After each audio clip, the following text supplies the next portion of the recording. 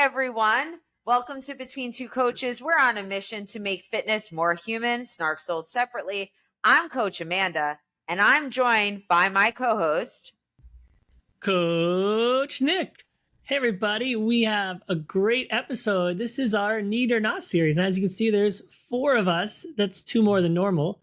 And we have the amazing Matt Meyer and Maddie Myers here today. Welcome, both of you. done with intention. This is going to be our Need or Not series fitness edition. And we are super excited to run through this and have so much fun. But first, why don't you guys introduce yourself? Matt, why don't you go ahead first? Hey, y'all. Like we said, my name is Matt Meyer. I am a running coach, strength and conditioning specialist, formerly of New York City. But now I live out in Boulder, Colorado. Had to give a shout out to the place that made me a better person, such as New York. But now I'm based in Boulder, Colorado. I work with a really wide range of athletes now. I work in a physical therapy clinic where I kind of get to be this halfway point between someone who's like fresh off of an injury and they still want someone with like a good injury prevention background, who still are trying to like bridge that gap between rehab and performance. Welcome, Matt. And now we have Maddie. Love it. I hope we have opposite opinions. Like you could be my alter ego, Maddie Myers. Matt. I hope we never agree the whole time.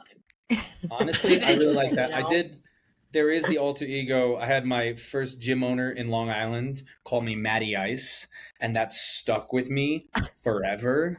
Wow, and so I've always been like, yeah, what's up? It's your boy Matty Ice.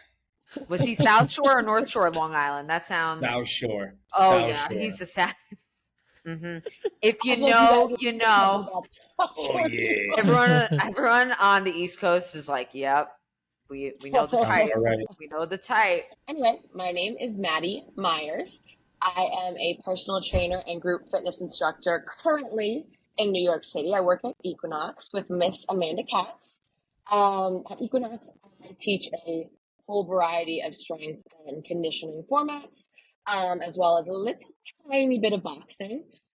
Group fitness is like really where my love for fitness started.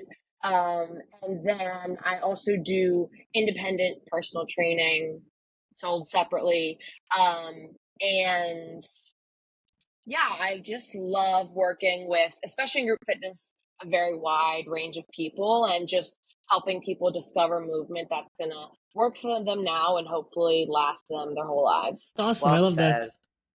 Yes. Well said. All right. So this series, I'm going to put on the hat of host. Ooh, it's a new hat. The salty host. Okay.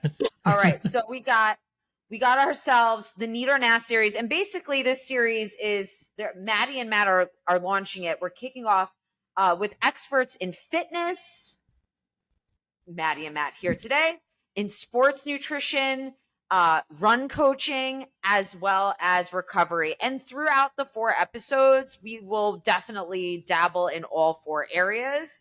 But we're going to make this as interactive as possible. If you're watching this on YouTube or on Spotify, you will see that we have signage to share our thoughts, feelings, and opinions based on our expertise, our credentials, our experience.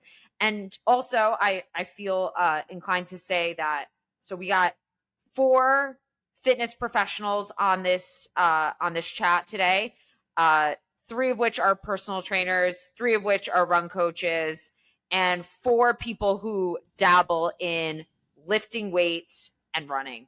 So yeah. I think we're a well-rounded crew. So let's start. I think qualified. Hell yeah. Ooh, hell yeah. That's a good word. I love it. Need that word. See, need it. So we're going to start with our first topic is, or our first need or nah would be glute activation, booty bands. Oops.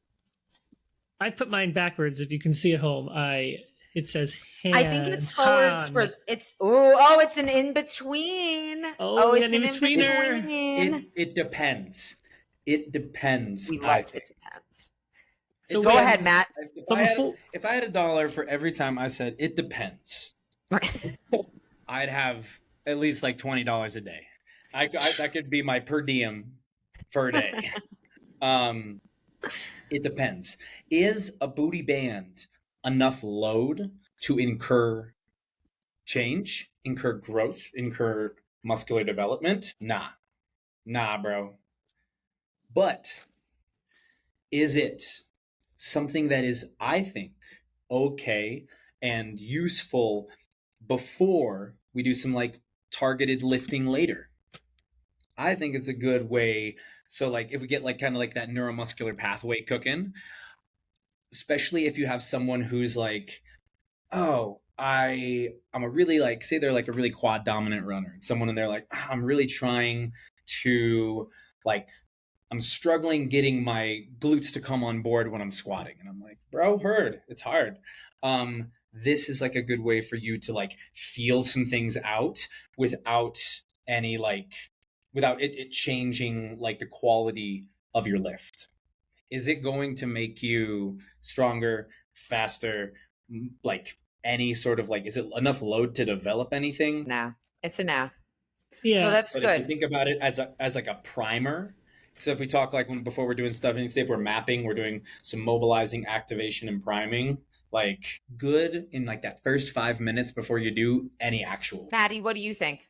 I wouldn't call it a need, but as always, like every tool when used correctly, can be helpful. So I would say just like my good friend Matthew said, warm up. If you're using it to warm up, to get ready, I would say that's great. I think it is the most helpful for, I always mix these two up, for abduction, right? Moving away from the body. Other than that, it's very limited in where the resistance is hitting your body. And this idea that we need to turn our glutes on, right? Muscles don't turn off. If muscles turned off, we would be screwed. So just some of that rhetoric around like, this is how you get ready to do glutes, or, turning your glutes on, right? Firing up your glutes. Right. Firing up your glutes. It can be a helpful warm-up tool, but in a very limited capacity. And they're already agreeing. Instead of being alter egos, they're similar. They're getting to where they need to be. All right. So we'll keep this moving. Oh wait, what I was thinking is Maddie's back, but yes. I agree with everyone. I was just gonna say like things like sleepy glutes or things like that. When I think of this topic, I just think of like people using it in a negative context to like say things that don't have any meaning, like, oh yeah, like your glutes are asleep so you can't do anything, or you can't run, or like, if you don't activate this muscle with this specific warm-up, you're gonna fail as a runner. And like it's always used as a scare tactic more than like that was so like, but the idea of like doing a dynamic warm-up to get you ready, yeah, that's fine. But like calling it glute activation because your glutes are asleep is just like fear tactics, I think. Mm-hmm. Totally. Your glutes don't sleep. Yes. Yeah, I barely sleep. It's like, yeah, hey. It's like, how do we encourage, like, I always think about it like, how do we encourage everything that we want to work on today to come to the party? Because it's like, it's already there. Because like your muscles have no like autonomy. It's all about like, is there a neural signal going to the area? If there is no neural signal going to the area, we have a way bigger problem. Then like it's not a like I have a flip of a switch that needs to go on. Well, speaking of our having that neuromuscular connection get into action, I think that leads us to our next topic, which would be mobility.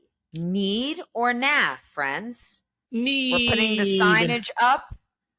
We're all four. We're four on board for the need. Yay! We did it. Mobs. We did it. Big Need. mobs. Yeah, Matt, why don't you talk to us a little bit about, and you had mentioned before we started recording, this difference between mobility and flexibility. So like when we talk about mobility versus flexibility, you might have someone who passively, like say a trainer comes over to them and they can pull their leg up over their head. Fantastic. If you work if you're doing a certain thing, like where like your demands of whatever it is that you do are somebody needing to pull your head over your leg, fabulous. That's actually probably Right, great you're for a you. yoga teacher, maybe. And that might be a great option. But when we talk about mobility, it's like, what can I do in the joint?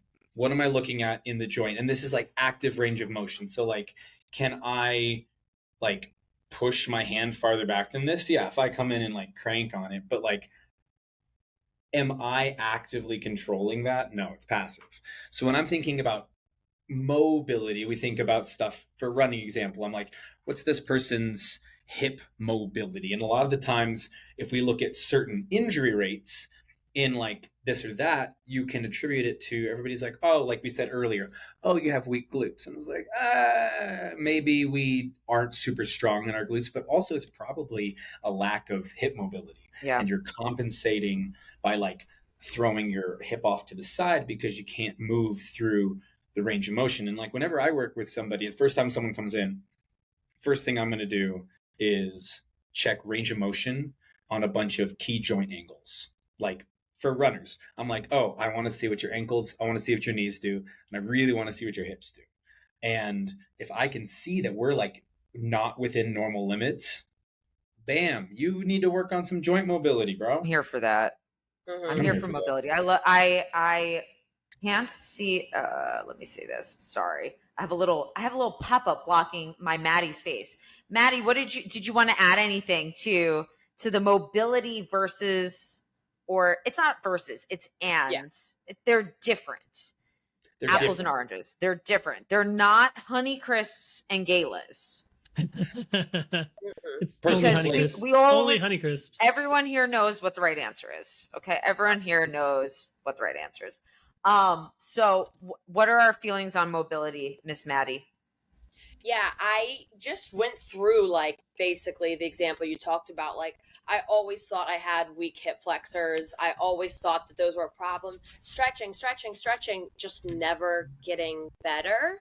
And it wasn't that they were not flexible. I grew up a dancer too, so it was like, this doesn't really even add up when you think about it.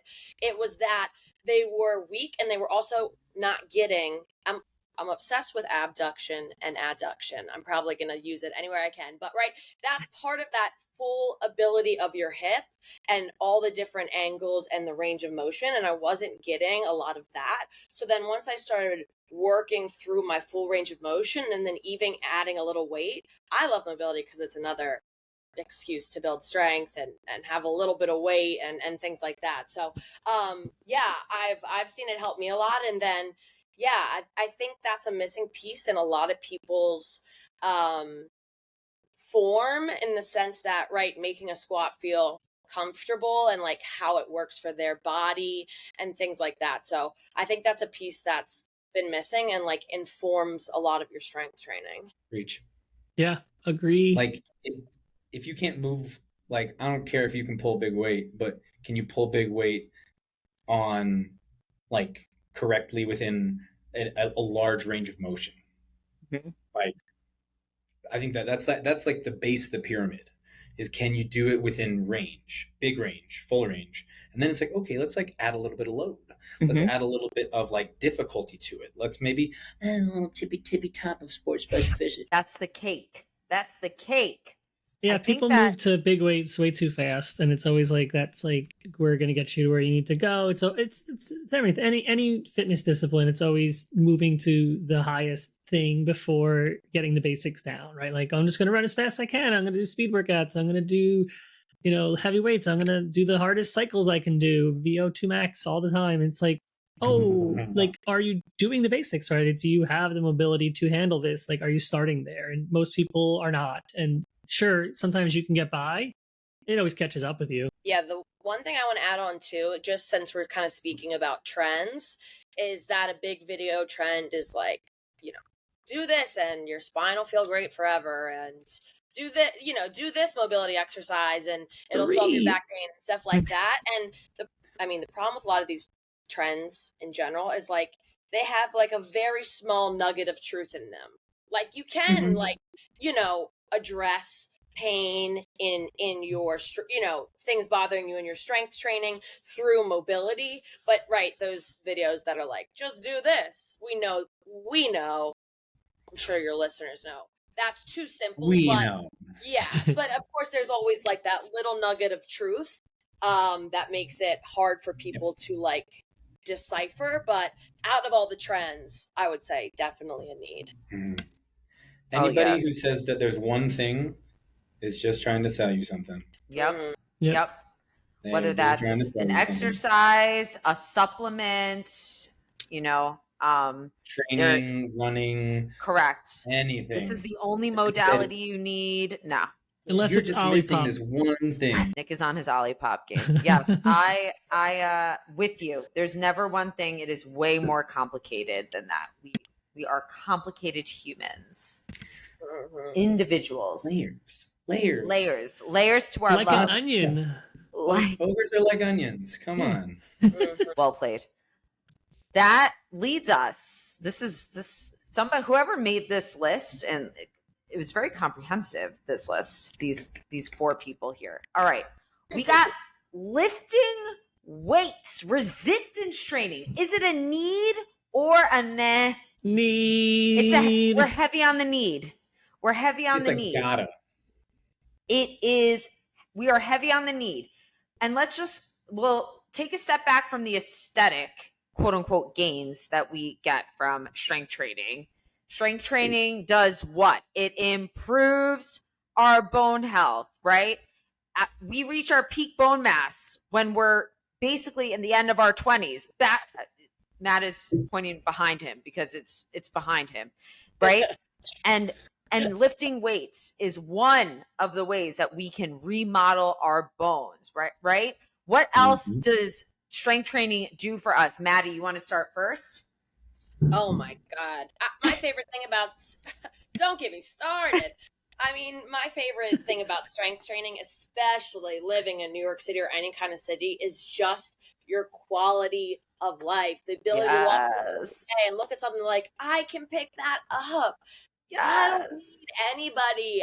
Help is great, but if I'm in a jam, I'm bringing my dog food up the stairs. We just moved recently, and it's just. Are you in a walk up? Of course, I'm in a walk up. Oh, she's in a walk up. She's in a walk up. Yeah, you know me. I like the authentic experience. She's doing 12 sets of forward weighted lunges every single day. My backpack.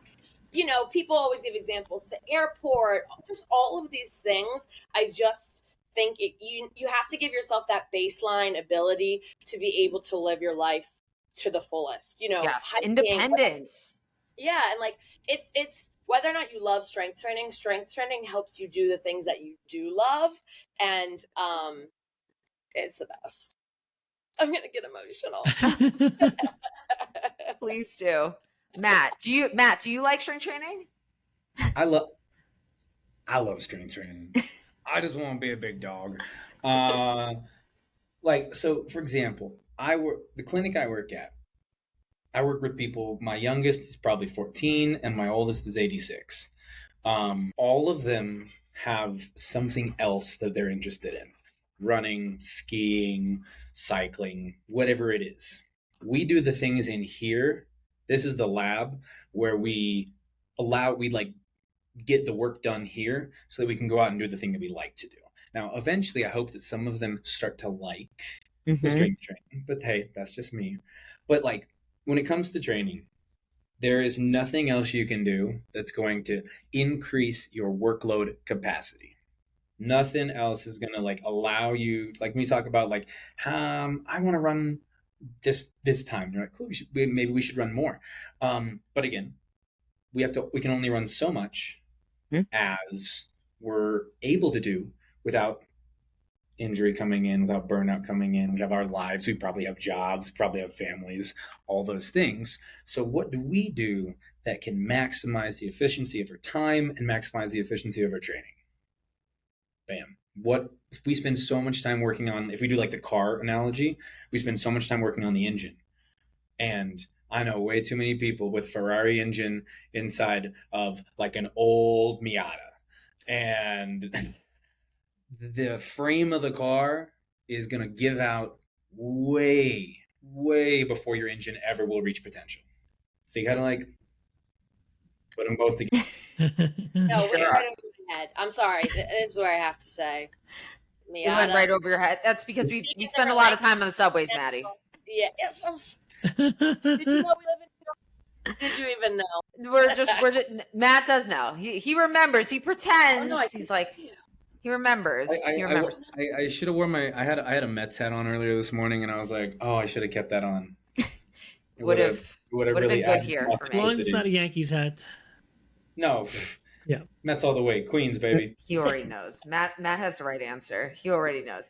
Yeah, so we covered it's important for your bone health. It's important it improves your ability to be a more independent human in your life. It improves your capacity in whatever brings you joy outside of strength training, right? So we spoke about running and cycling. And maybe it's like what Maddie was saying. Maybe you don't have that other thing that you necessarily love, but you just want to be present for your family more. You want to be active with your grandkids. And similar to Matt, my youngest client is 16. She's going to be a D1 basketball player, and she knows the importance of strength training. Mm-hmm. Hell yes. She's not a huge fan of the lateral lunge yet. I'm gonna get her there though. Okay, we're getting there. She's a basketball player. It's all about that lateral movement. That lateral, and she knows that, which is why she does it. So that's oftentimes why I call strength training like health insurance. It's health insurance, y'all. And not only does it improve our frame, as Matt was saying, our car, right? It improves your cognition, right? It keeps you sharp. So we are pro weights in this hood, and it is an absolute need. And then there are many things that Matt mentioned that are nice to haves, right? Running is not a need. It's a nice to have, which leads me to my next area of exploration, friends, which is Pilates. Need or nah? Sorry to all my Pilates friends out there. Oh my God, we're so sorry. We're all holding up the nah sign, and the nah doesn't mean like a third no. Sign. Yeah, it's like a third sign of nice to have. No, we don't have it. That's not allowed. We don't have it. It's not good work if you can get it. If you could, not only can you get it, if you're going to handle it, your body. Most people like, just like I was going to say about lifting weights. Like, you know, people are always scared to do lifting weights because they're like, oh, I'm in the middle of my training block, or I'm training for this other thing. I don't want to add it in, so they never add it in. Same thing in Pilates. It's like, you know, well, this might cause me an injury, so I'm just never going to try it. And it's like, well, like you could like fit it in, but like, do you need it? No. And is it risky? Yes. A reformer would break me in half if I went there and tried to use it right now. So I will not try. But no joke. No joke. The reformers are no joke.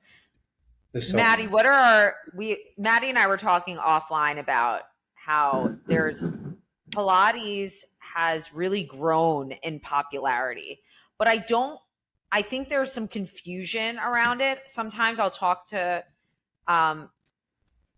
fitness enthusiasts who want to engage in strength training, and they're asking if something like Pilates is sufficient. And my answer, my professional opinion would be what the sign Matt's holding up is no. It would not be. So if we all have a finite amount of time in our lives and in our days to be as most efficient as possible with our resistance training, with our strength training, Pilates is not going to be it. No. Thoughts? If you have, Yes. if you have one day, Yeah, something I was gonna tie into the lifting weights conversation. We gotta lift heavy weights, right? Are what is gonna make the difference. And I think the biggest thing with Pilates is like, right, if you have unlimited time and money and you enjoy it, cool. But everything that you can get from Pilates, you're going to get right more efficiently from strength training. The mobility that we talked about, balance, and how we just said, like, the way strength training transfers to our lives, Pilates doesn't have that transferability, and that's the biggest thing for me. It's like, if you're really good on the reformer, that doesn't mean you're going to be able to do hiking or any of the things we've talked about. So yeah, it's all things that you can get in strength training. And yeah, it's become so trendy, and a lot of it's trending, for the type of bodies who use those machines. And it's like I'm going to explain this not perfectly. It's like that swimmer's body fallacy, right? It's like, do people have those bodies because they are swimmers, or are they encouraged and good at swimming because they had those bodies? I think it's the same thing here. People aren't actually getting, if we're looking at aesthetics, people aren't actually getting that body from Pilates. Right. And what you're referring to, I'm going to say the quiet part out loud, is that Pilates has sold this idea that one can achieve, quote, long, lean lines. And that is fake news. Absolutely. fake news. So that's where we live there. We're not going to yuck anyone's yum, like we have all said here. We're not going to yuck your yum. If you have unlimited resources, being time, it's also, money, right? But mostly time, feel free to fit it in, but know that it's going to come at a cost to the other things that you are engaging in movement wise. I always think about the pyramid. Like, would Pilates fall under like the tip of the pyramid? Yeah. It's like, if you want to get that little bit at the top, it's like compression boots. Mm-hmm. Are they nice if you have them? Absolutely. They're comfy. They're cozy. But is this going to be the thing that like changes stuff for you? Absolutely not. It's like we were saying with glute activation. Bands are not enough load to incur change.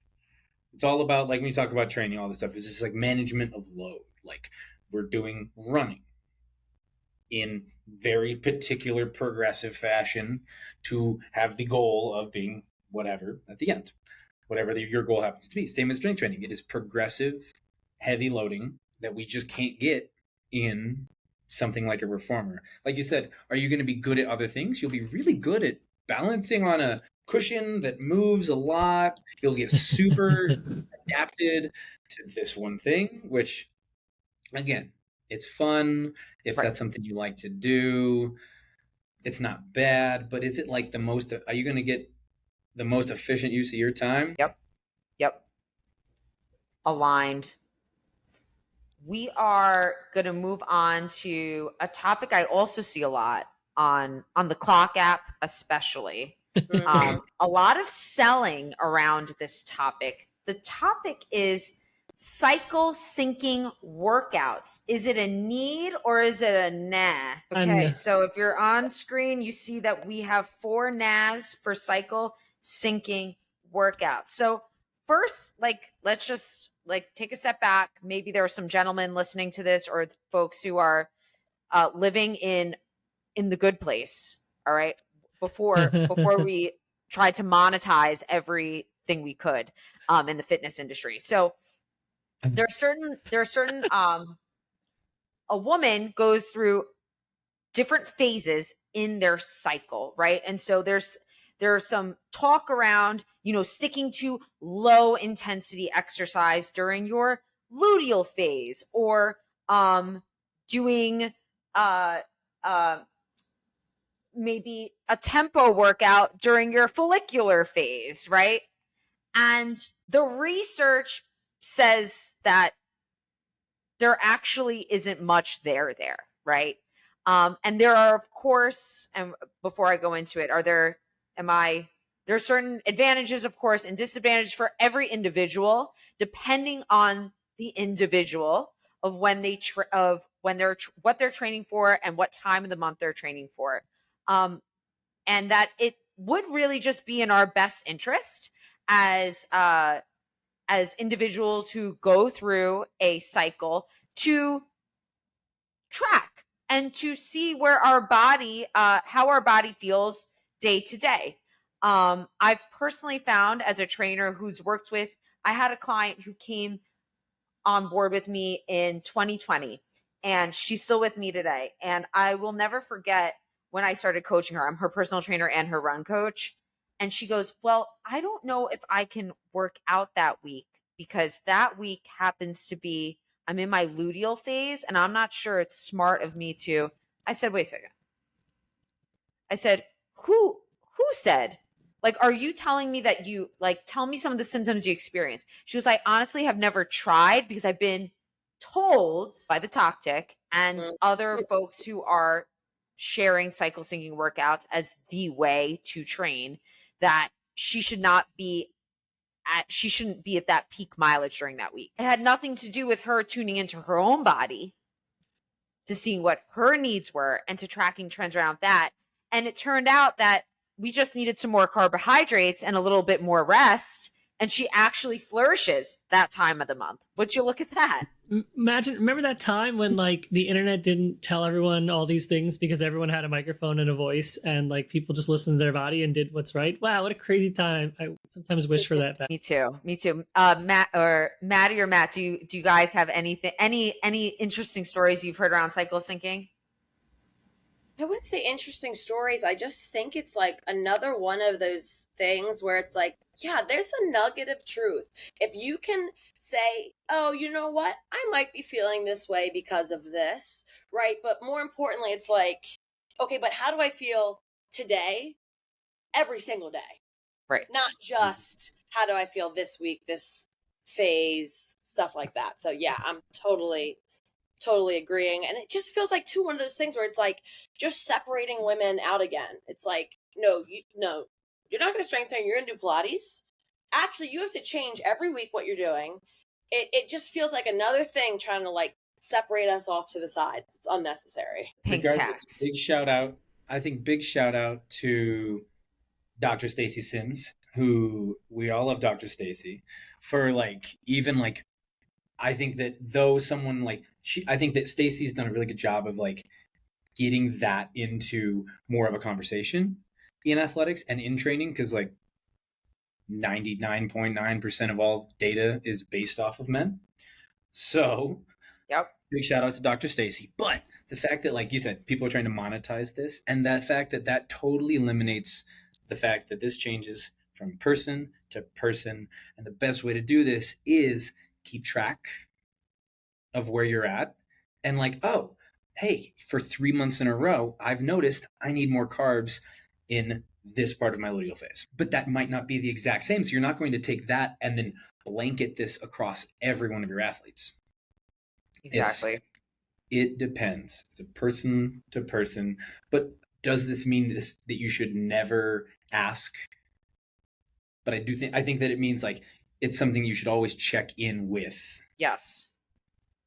But when you can share, oh yes, I was just gonna say why this keeps happening is because when you can share your own experience on the internet and use it as facts and convince people that this is my experience is the only way it should be. That's why these things exist so prevalent on TikTok and Instagram, because it's easy to sell this thing. Here's what I did, and here it is. So, just always be careful. And we had an episode about this of like watching someone's experience, them pushing that as like factual, scientific, like experience and like as like the way versus like, oh, this is just what happened to me. Like now I'm telling you and you should do it too. Here, Coach Nick. Here. Here. Yes. And I think we'll be able to dive into that a little bit more because as Matt was saying, Dr. Stacy Sims is a wealth of knowledge, and she will be joining the pod in a few weeks. Yeah. Hell yeah, dude. So we're looking forward to that. We are looking forward to that. I didn't even know that. I was just gassing up Stacy. Yes. Perfect. Well, she's gonna follow in your lead, Matt. How you feel now? How you feel? Nah? Feels good. I'm glad I you did. feel good? Okay. Yeah, not nah. Yeah. All right. Let's go on to our next topic. All right, so we got fasted workouts and or depletion runs. Is this a need or a nah? Bum, bum, bum. For Nas. Who wants to start us off? Wow. I'll just say, at least in running, I seen this for a bit be a thing that was pushed as like a way of like, do a long run, don't eat before it, don't eat during it, and you'll get to learn how to burn a different fuel source, and then you have to eat a ton of food afterwards or your body will blow up. And it's just like, when you think about it in that context of like this idea of like, okay, well, here's all the things I can't do and here's what I have to do to make up for all the things I did. It just doesn't, like, I don't care what study done on some random male in a different country got him some, better fitness and got him to the fit. Like, it just doesn't pass the common sense test sometimes. And reality is people can't fuel that way. When they're done, you will destroy this entire thing. So like fasted workouts, like, yeah, it just, they're built on this house of cards that most people cannot handle and will easily break down. And the second you can't do what's needed to recover from it, you blow up. In this house, we like peer-reviewed research. Yeah, the science is around it. Does your body burn more fat in a during fasted cardio? Initially, yes. But over the course of the day, it ends up being a wash. So so like if you're trying to prove somebody wrong, I mean, you're going to be right for a minute. You're going to be right for a minute. And then in the grand scheme of things, it's not going to tip the needle. And we are better, especially women, but everyone, we are better in a fed state. Okay. We perform better. We react better. We're less susceptible to injury in a fed state. And especially with lifting weights, we need the fuel for our muscles to flourish and grow. So, is the risk worth the reward? The risk is large and the reward is marginal at best. Common sense test on that one. Yeah. It feels like sometimes it comes from people who just don't like, at least in running, I don't like gels or how they taste. This one gel I had, so fasted running, that sounds better. I'll just do that. Like, or just try a different gel, or maybe train your gut to handle it, or any other fuel source, maybe some gummies. I don't know. Or suck it up. Yeah. Right. So there's also that. I have that conversation often. Like they'll be like, I don't really like gels, but I do perform well, and it happens to be the easier for me than I'm like, well, we're not here to feast. This is for function. You can get a chicken parm later. Like, that's fine. Yeah. But it's serving its purpose. Are we moving along? Like, oh, God. Yeah, it doesn't make any sense. It doesn't make any sense. I work with way too many athletes that, like, I think that I get, like, at least like 60% of my runners come to me and they're like, oh, well, I've just never. And also, by the way, I've never really raced super well. And I'm like, oh, interesting. How are these connected? I have no idea. Maybe, but I don't know. Maybe I always blow up at mile 20 in my long run, my marathon. I don't know why. Man, it just felt really bad. And then, like, when I started working with you, I felt a lot better. And I was like, it's the coaching. It's the workouts. It was the fact that I got you to do the exact right thing one time. No, yes. You ate enough food and you literally hit your carb goals and your body got the preferred fuel source. We'll take the wins where we can get it. We got a couple of more. I just want to do a quick time check. We have about 6 minutes. So we have 2 areas on there. And I will say here that they were some Matt add-ons. So I want to make sure, do we want to talk about, we got 2 areas there, Matt. Which one you want to? I feel like I'm okay. I think that the contrast therapy is very popular right now, talk to us as about, opposed to. explain what that is. Contrast therapy. All right. Okay. Need So- or nah? Contrast therapy. I'm saying nah from based on what I know, but I know Matt knows a little bit more about it. So why don't you tell us about contrast therapy? I need a sign that says defer to expert. Right. So Defer. contrast therapy, we're talking, it's like, this is again, like, we are living in the bro podcast science era, unfortunately. And when we talk about contrast therapy is the idea that we go from like very hot environments to very cold environments. Usually this is a sauna and a cold plunge. With so many things, it depends. What is the purpose? What's your goal? Is the goal to, so personally, I use sauna a lot because I get really crushed by the heat. I don't do well in the heat. So my goal has been to get an hour cumulative a week in a sauna for the goal of being more well adapted to heat. Now, that is the goal. Here's my stimulus.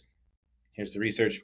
Cool, super chill. Everybody is always like, oh, with contrast therapy, you're actually going to burn the brown fat that surrounds your organs. And I'm like, okay, super sick, bro. I just am really trying to shock myself. I hear this every week at the sauna. I'd like to sit and listen to the pseudo neuroscience that happens, and I'm like, sometimes I butt in, and sometimes I'm like, you go ahead. But I think that it's getting more popular in a lot of places where they're like, yeah, if you're really intense on this, you need to do sauna cold plunge 3 times a day or what have you. But are you looking for a thyroid adaptation? Okay, there's some research that shows you might get some like positive stuff if you have thyroid issues. There's some research showing you might get that. Is it going to reduce inflammation? Maybe. Could. Just not a lot of data on it. But that's the one that everybody's like you see this one on the clock app. Oh, all the time. All the time. Yes. All the time on the clock app of people that are like, ooh, this is the thing I use. This is my number one recovery tool. Every morning I wake up and I do this. I think that there's also like, there's something to be said, and we were talking about it before. By the way, I just realized I said tip the needle. I meant to say earlier, move the needle. That's move too late. The needle. My brain is not, the move idea. is move and tip. It's the same. I think there is something to be said about if somebody is enjoying or feels just like a massage, just like compression boots, that this experience is enhancing their performance. If they feel like it is, it's enough for them to do it. Do you, baby boo? And by baby boo, I mean Joe, Paul, Doug, Peter, etc. Matthew, right? You go off, Rich. You go off, kids. You go off. But there's also you got the time, you got the money. Right. You got the time, you got the money. That's fine. I think that to your point, it is the research is not heavy enough for most of us, general population with family responsibilities, full-time jobs, and wanting to exist outside of 9 hours a week, alternating between cold and hot temperatures. It's just not necessary. And I think the way that Matt is describing using sauna, similar. It is a great tool for heat acclimation and getting the body. If you can do it. Is it going to do the work for you? No. It'll get you the tip of the pyramid. You're looking at like 2-3%. And that's why you put the cold plunge tub inside the sauna, and then you don't really have to walk as far. Wait a second. That's something that look at the big brain on I there. need. He's so smart, that Nick. Thanks. Nick, we have just about a minute and a half. We're running up on the minute. Can we do our quick fire guest questions and then close out? Let's do it, Nick. Oh. We'll play some do do do do do do Do, do, do, do do, do, do, while do. I This is the pull them only up because I was quick not fire prepared. guess questions, and then we'll wrap up the show. I found them. All right, Maddie and Matt, what's the best piece of advice you've ever received? What's a lot of pressure, I can see. For training in general, Just anything in life. It could Be about life. like whatever. consistency is key. Consistency over everything. I don't have any thoughts in my brain. I don't have a single thought in my brain. Can we come back to me? Ask another question. All It'll right. come. All right, great. It's a great answer. We'll go with that. Thank you. What's one thing that people are generally surprised to find out about you? Oh, I was shy in high school. I went to Another school for people else, acting. It's not as effective, but Amanda Katz knows me. I do. I find it. I for one am shocked. Thank you. shocked. Okay. Go ahead. Thank you. Yeah. Matt, what about you? I went to school for acting. Oh, Cute. I get it. Right? Very cute. Yeah, we're gonna need some. We need, we're like, gonna need some high quality 100 skits from We you. need some follow-up questions. Yeah, we better. We'll have to do a second a second episode for this. Love a follow-up. Hand up, Maddie. Maddie Okay. has a hand up. Actually, my favorite advice is actually from my therapist, and it's, oh God, here we go. When you're prioritizing everything, you're actually prioritizing nothing. Yeah, I love that one. Yes, yes. Do we have one more, Nick? We do. Real quick, rapid fire. What's something you wish people understood about the fitness industry? It's for everyone. It's for everybody. It's not just a. It's not a nah. It's a need. We all need it. See, I was going to go a little more on the negative side, unfortunately. No, that's Go, what you do that's you. What you need. It need just, it. I mean, for like the professionals in the fitness industry, it's, yeah, you just got to have your bullshit indicators on. You got to have your common sense test. It's a very low barrier to entry, which is fantastic in some ways, and not good in other ways. So it's not like being a lawyer or a doctor where you have to, go through all this. To be fair, there are shitty lawyers and doctors in there. True. It's just, it's even a lower barrier to entry than that. But then there's also the range. Let's go with that. The range is just immense. You got to have great people in your network, in your ears, and I think that we could start right here, folks. Maddie, why don't you tell people, Maddie, first, where people can find you, follow you, and hire you? Oh my gosh. Okay, like my Instagram. Sure. Okay, sure. My Instagram is move_with_Maddie. My website is mwmtraining.com, MWM Training. And you can find me at Equinox all over the city. You're taking clients, Maddie? I am taking clients, yes. She's taking clients, and we'll put her deets in the show notes. She'll send that to us.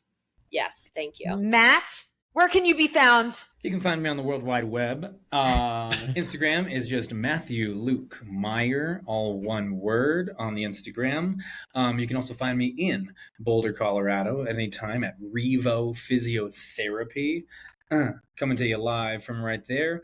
I also coach with my good friend Keith under the Higher Ground Athletics umbrella. So whether it's strength training, whether it's run coaching, I'm your guy. You're taking clients as well. I have like room for like 3 more people going into the fall. Ooh. As far as running.